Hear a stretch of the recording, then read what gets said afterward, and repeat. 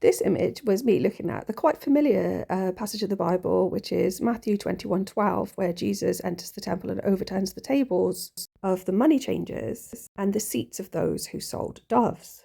It is written, my house should be a house of prayer, and you have made it a den of robbers.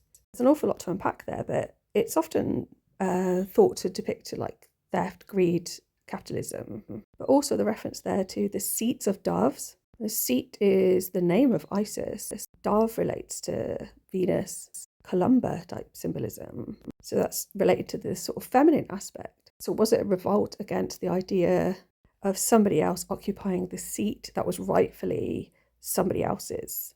I think Newt agrees. She's descended here from the vine to tell us so.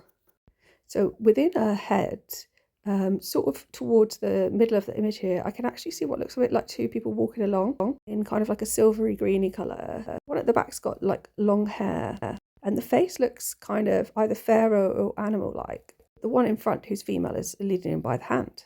This sort of angry looking face of perhaps a cactus reminds me a bit of like how you see vegetation in Minecraft. Could probably ask my daughter for some advice on that one.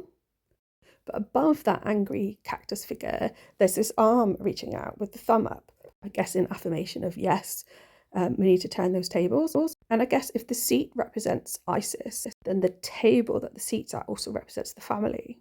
In the background, there's this sort of bridge-like structure, which I think each one kind of looks a bit like the shape of the sky goddess. But there's three, so I wonder if that's related to the Trinity as well. So Father, Son, Holy Spirit.